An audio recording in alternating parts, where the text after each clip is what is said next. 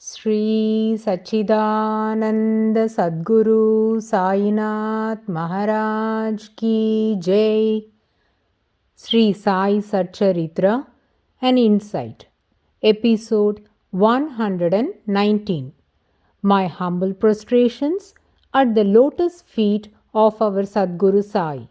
By the divine grace of Sai, an attempt has been made to translate the gist of the divine discourse of Sri Ramanathan Brother telecasted in Sai TV. This is purely done to share the glory of Sai and his divine teachings with more insight to the aspirants. Om Gurur Brahma Gurur Vishnu Gurur Devo Maheshwaraha Guru Sakshat Parabrahmam Tasmai Shri Gurave Namaha. In the previous episode, we listened to various divine plays of Sri Sainath that were based on Ekadasi and onions, and the essence of all these miracles were only those who can digest it should eat it. The same philosophy has been imparted by Sri Ramakrishna Paramahansa in a story. Let us heed to it now. The story is titled as The Intoxicated Devotees. According to it, on the banks of the river Ganga, a great guru resided, and he had many disciples. All his disciples lived in the Gurukul that was situated on the banks of the holy river Ganga and learned their subjects from the Guru. This Guru would tour into the neighboring villages occasionally, and during his journey, he would visit the houses and shops in those places and bless the householders and the shopkeepers. The shop owners would give some products from their shops as offering to the Guru.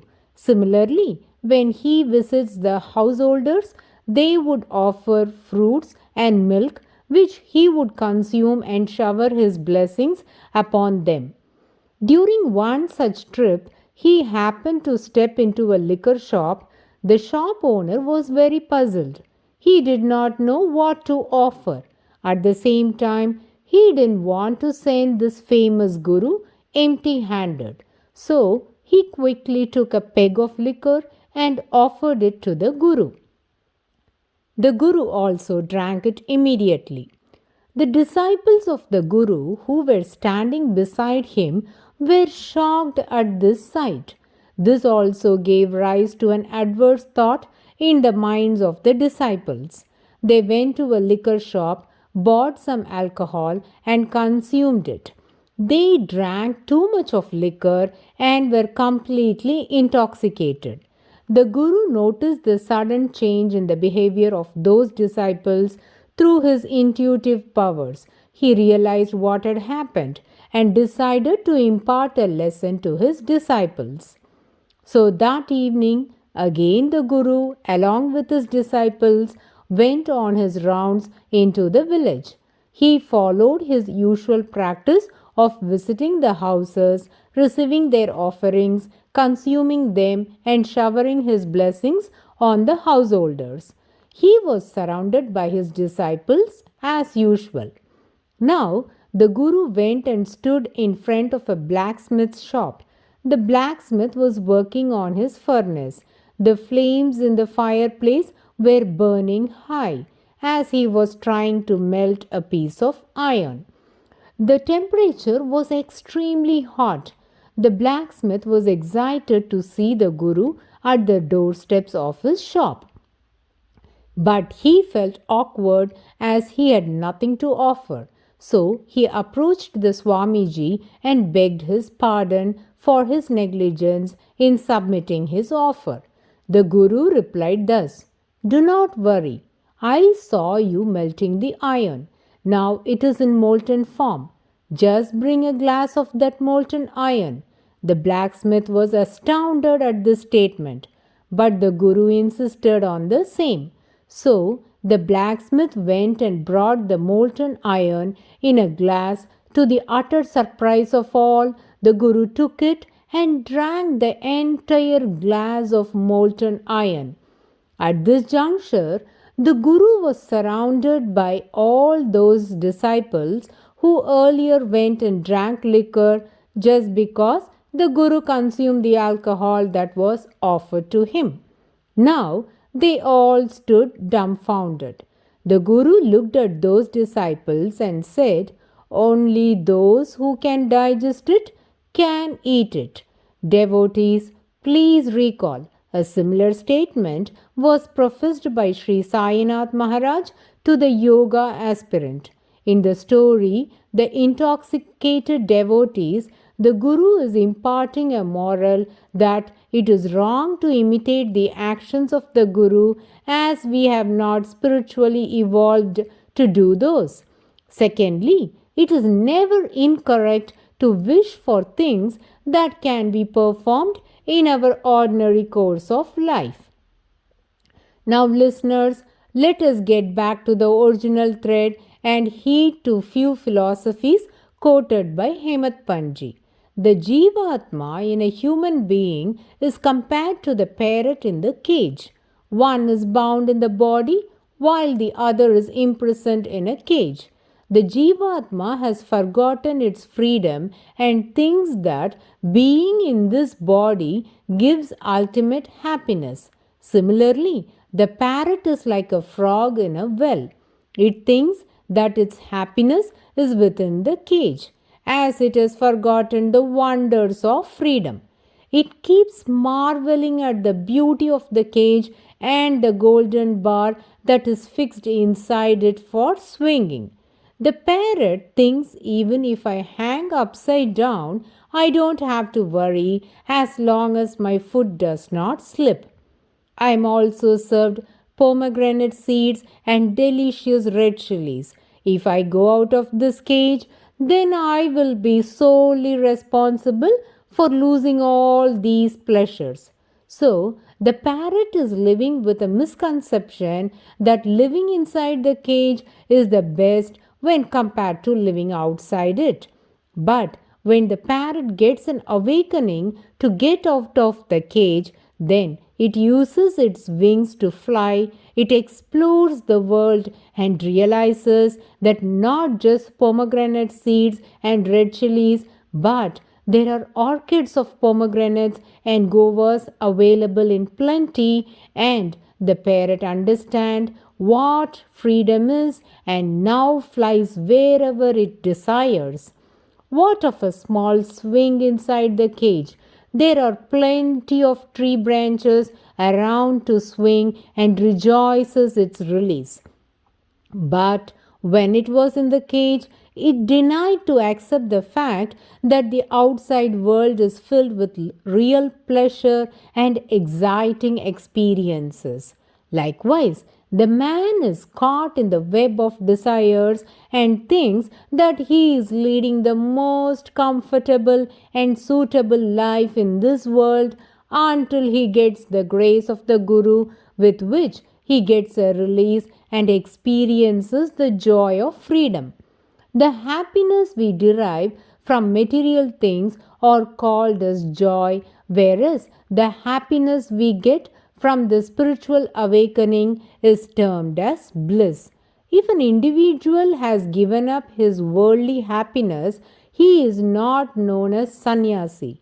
But when he renunciates even the desire for happiness, then one can be termed as a sannyasi. Now, Sri Hemant Panji is beginning to narrate a story. Devotees might recall that in the previous chapter, we listened to many leelas relating to Sri Sainath's protection upon his devotees from snake bites and other venomous creatures. This story is also connected to the same topic. In this story, let us see how Sri Shama, when bit by a snake, was saved by Sri Sai Maharaj. Whereas in the other stories, the danger was averted by Sri Sainath even before the venomous creatures bit them.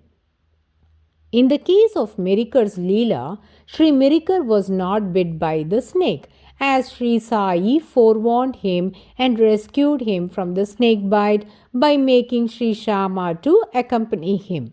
But unfortunately, one morning around 7 o'clock, Shama was bit by a snake on his little finger, and there was no hope for his life. The pain was excruciating, and Shama was frightened and worried. All his friends and relatives gathered, and everyone were anxious. Those years, there were lots of snakes in Shirdi. And whenever anyone was bit by snake, the people would immediately take the person to Sri Viroba Mandir, that is temple of Lord Shiva, as they believed that Lord Viroba would save the life of that person. So, of those assembled, many suggested that Shama must be taken to Sri Viroba Mandir. At this juncture, Sri Sainath's devotee, Sri Nana Sahib Nimonkar, also the cousin brother of Shama, suggested Shama to take Udi and then leave to Viroba Mandir. Immediately Shama said, "Let me go to Dwarakamai, as my Viroba is Sri Sai Baba." Saying so, he quickly ran to the masjid and was about to climb the steps of the sanctum sanctorum. Now, to everyone's astonishment, Sri Sai Baba began to profusely abuse Shama and did not permit him to climb the stairs. Sri Sai shouted thus, "Ho, vile Baturdia, do not climb up. Beware if you do so." And then yelled, "Go, get away, come down." Sri Shama didn't expect these abuses from Sri Sainath. He was distraught and shattered. Sri Sai's eyes were red with wrath. Shama thought, when all my friends and relatives suggested me to go to Sri Viroba Mandir, I proudly declared that my Sri Sai Maharaj is my Sri Viroba and came running here for protection. I thought my Sri Sai Baba is my sole refuge and he will save my life. Whereas now I am welcomed by abuses and yellings. The poison of the snake is causing pain to the body, but the words of Sri Sai is killing my hope of survival. Sri Shama was greatly disappointed by the behavior of Sri Sainath, and his whole body was trembling in pain and shock. I considered Dwarakamai as my home and Sri Sai as my mother. What went wrong today? Why is the mother kicking the child today? Why I am driven away from here? Where will I go if my God drives me away from my home? To whom will I go to redress this grievance? Why is my mother so furious with me today? I am helpless. It is better that I die rather than to lead such a distressed life. Shama thought Sri Sai Maharaj has forsaken him. With all these feelings crowding up in his mind, he stood motionless and thoughtless in a corner of the masjid. Sri Sai, who was looking like a wrath incarnate, slowly calmed down and sat on his asan. Now Sri Shama quietly climbed up the steps of Dwarakamai while Sri Sai didn't stop him. Shama went and sat next to Sri Sai. Devotees, Hemat Panji gives a beautiful description of the relationship between Sri Sainath and Shama. He says it was as that of a mother and a son. Sri Sai always poured a motherly love upon his beloved devotee Shama, and Shama would always address Sri Sai as Deva. Now the most compassionate mother Saima spoke thus, "Don't worry. Don't care for anything. This Masjid Mai is very kind. She will protect you. Be calm. Go home. Don't go anywhere else. Don't lie down, but move about and don't fear." Shama felt very happy and reassuring. He took leave from Sri Sai and went home. In no time, Sri Sainath called Tatya Kote Patil to send a message to Shama, which was, Tatya, tell Shama, let him eat whatever he wishes, but he should not lie down or sleep. He must be moving about in the house. Tell him to follow these instructions strictly. The loving mother Saima didn't stop here. Again at night, he called out Sri Gaga Sahib Dikshit and told him, Go and stay next to Shama. See to that he does not sleep this night. It is very important for him to stay awake. Now I can sense the thoughts of the listeners. If Sri Sai Maharaj has so much love for his beloved devotee Shama, then why did he shower abuses upon him and drove him away when he approached him that morning with pain and fear? Devotees, please give your complete attention. In this circumstance, the abuses were not showered by Sri Sai upon Shama, but they were direct instructions to venom of the snake that was in the body of Shama, which the others realized later.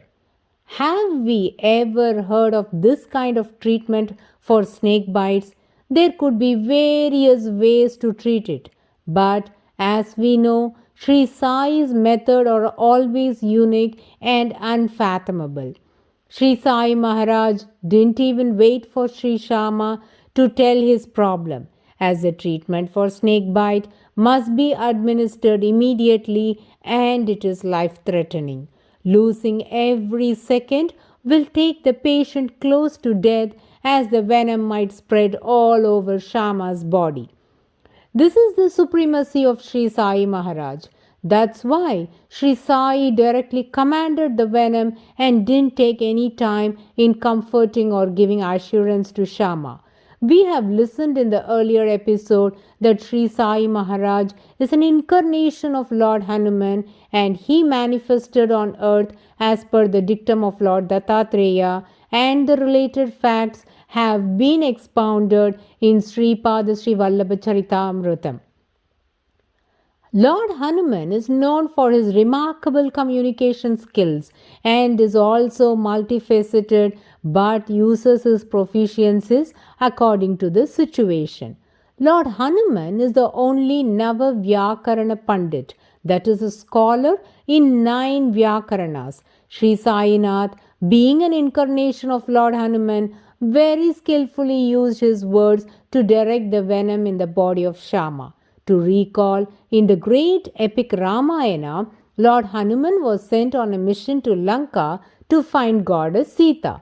When he returned, he went to Lord Rama and said, Spotted Sita. He didn't speak a sentence to deliver the message to Lord Rama. Rather, he only focused on conveying the message to his master, as he knew that Lord Rama was waiting anxiously for his note. So, his words were brief and informative.